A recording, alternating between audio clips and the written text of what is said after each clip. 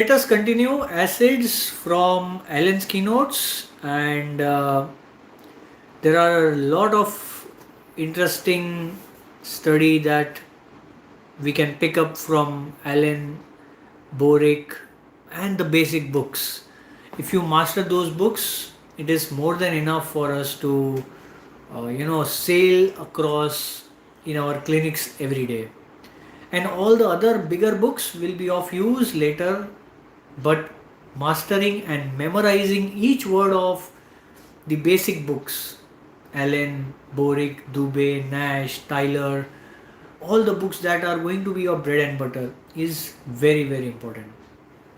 So let us go through acetic acid, the first acid. From the acids in the Allen's keynotes, we have so far discussed the snake remedies, the metals, uh, the plant remedies, the related remedies, and everything.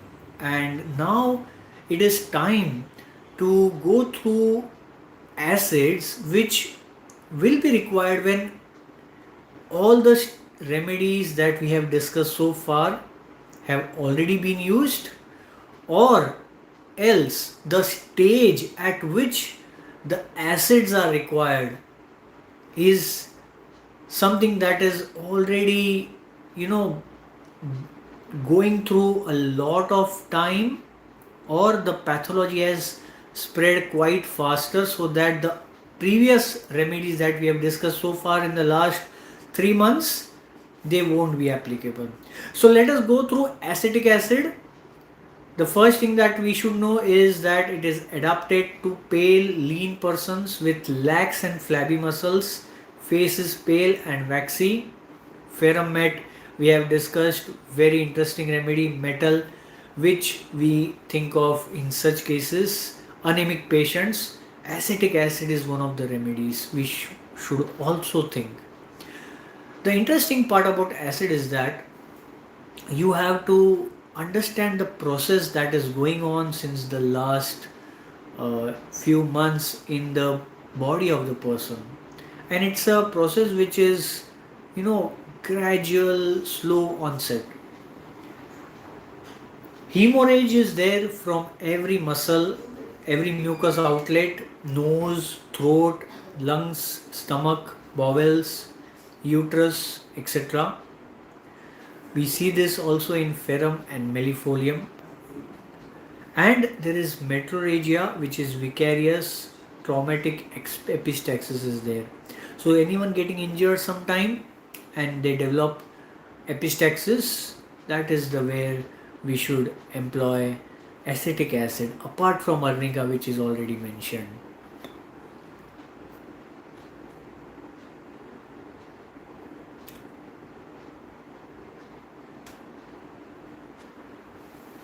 Marasmus, we think of marasmus as a condition when it is expressed by the patient or the relatives, but it should be our observation which we should notice in a patient when he enters our clinic.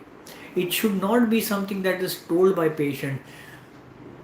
The problem with homeopaths is that they take into consideration what is conveyed by the patient or their relatives, but they fail to observe small things. Once you observe the way they enter clinic, the way they behave, the way they sit in the clinic, the way their constitution and their build-up is, their hair, their eyes, their eyebrows, their nose, their face, their, their lips, their perspiration on the lips. So many times I have caught in the clinic. Those things will be observation rather than more of a sharing from the patient. So you have marasmus, acetic acid, one of the top remedies, and other wasting diseases of children. So people tell you that my child is not eating well, not keeping well. We think of the remedy calcarea, phosphorus, calcarea phos. We give them enough tonics to take from, the homeopathic pharmacies, or we keep the tonics with ourselves in our clinics. Think of a deeper remedy, constitutional remedy, which will correct the dyscrasia, This is what Hahnemann also says in his chronic diseases.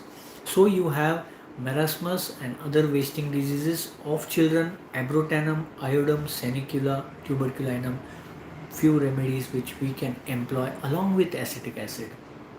Next you have is great prostration after injuries. Sulfuric acid is one of the top remedies. After surgical shock and anesthetics. Thirst is intense, burning, insatiable, even of large quantities in dropsy, diabetes, chronic diarrhea. Everywhere you will see that there is excess of thirst which is like arsenic. So you can say that this remedy is like a stage is at a stage which is further than arsenic. Arsenic is abused by many homeopaths, left, right, and center. But a patient developing diabetic condition, which is also bordering on weakness, the energy is not there, and you see that the patient is collapsed or he does not have the energy, you should think of acid as one of the top remedies. With insatiable burning thirst, this is the remedy that you should think of. Intense burning thirst, insatiable, even large quantities, dropsy, there can be varicose veins, there can be swelling. It is more of a superficial dropsy rather than a deeper dropsy, which is varicose veins. You will not see venous troubles in acetic acid, but in other acids you will see. And what you will see in acetic acid is it is more of a cellular tissue which is affected. So you will have diabetes, you will have also the hormonal component coming from the materia medica, and there is no thirsting fever. You memorize this for your uh, you know uh, vivas academic purpose, but in reality no thirsting fever has many remedies if you go through the different materia medicas, and that is why we had taken this fever workshop which had elaborate mention of the different remedies which are required in fever in various stages. Anyone who wishes to have the recordings can definitely contact us. Cannot sleep by lying on the back. Sensation of sinking in the abdomen causing dyspnea. Rests better when lying on belly. So a person who is always lying on abdomen, we always think of the remedies medorinum. We always think of the remedy which is more of a psychotic in nature. Think of acetic acid as one of the remedies. Arsenic album can sleep only on the back, whereas acetic acid can sleep only on the abdomen. Now, here comes the interesting part. If you have a case which looks very much like arsenic, very restless person, very panicky person, but he is not able to move, he is not able to do his activities, and he feels very weak, very debilitated, he has lot of thirst, he has diabetes, and he tells you that he feels better by lying on the abdomen. This clinches the treatment in favor of acetic acid rather than arsenic album. So your physical particular becomes your landmark for prescribing the remedy acetic acid. Once you understand this, all similar looking remedies you will be able to differentiate through the physical particulars. Mental symptoms, you will have a lot of remedies and you cannot find the peculiar expression very easily unless it is told by the patient, which is a very rare phenomena. But physical particular you will find very easily. So sleeping better on abdomen, restless person, excess of thirst, diabetes, acetic acid. Sleeping on back, restless person, excess thirst, arsenic album. That's how you should practice. Few snippets from Alan's keynotes, and that's where you get a success in your simple case of diabetes. You do not need any new method or new concept. It's all present. Next you have is respiratory system. In acetic acid there is croup, hissing respiration, cough with inhalation, spongia is the other remedy, and last stages. So you have some types of coughs which are beginning, which are very spasmodic and which are very defervescent, which is like the cough still remains, it's not gone, like how you saw me coughing about minutes ago. That's where you should think of acetic acid in the later stages, and it is especially on inhalation. So whenever you will check your patient, you will see that the patient has taken a deep breath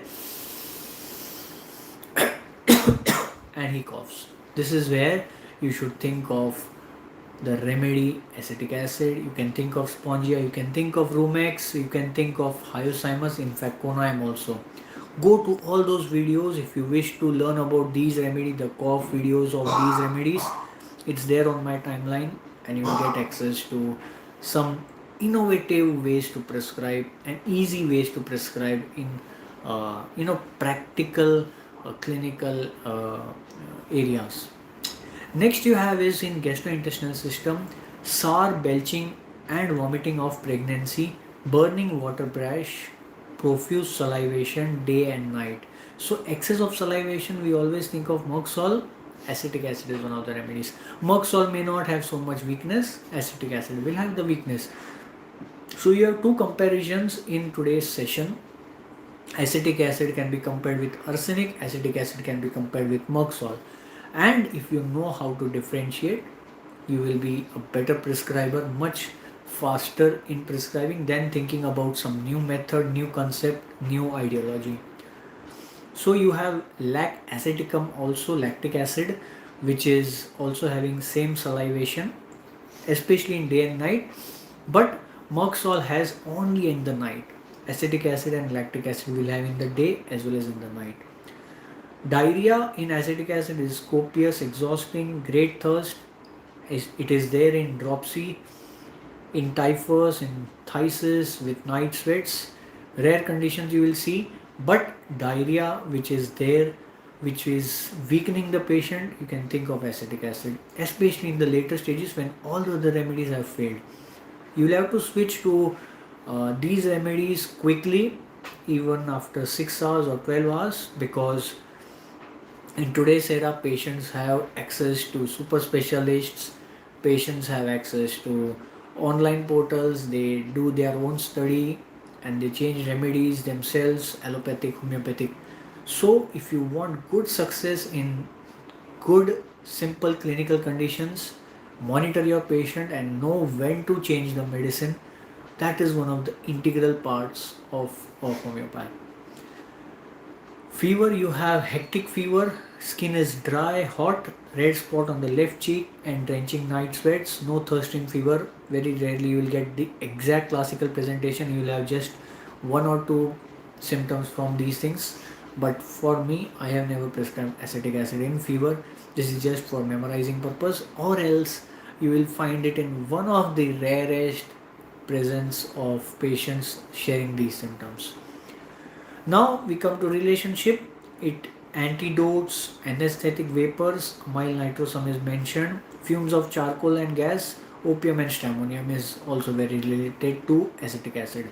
But what is interesting is that we saw that acetic acid is very closely related to arsenic, although it is not mentioned in the relationship separately. It is very closely related to Merxol as well. So, and you have something which is lying on the belly, ameliorates or feels good. Ammonium carb is a medicine. So you have a combination of these three remedies that you will need to prescribe acetic acid for. And if you fail acetic acid, then you can think of arsenic or Merxol also based upon the physical generals. And in certain other cases, you will fail giving China or digitalis and hemorrhage or dropsy respectively. Think of acetic acid, which is going to help. So in all, you have a picture which is similar to arsenic, ammonium carb, Merxol, and a bit of an acid trade which is lingering of the condition since a long time, and then the collapse stage which comes on.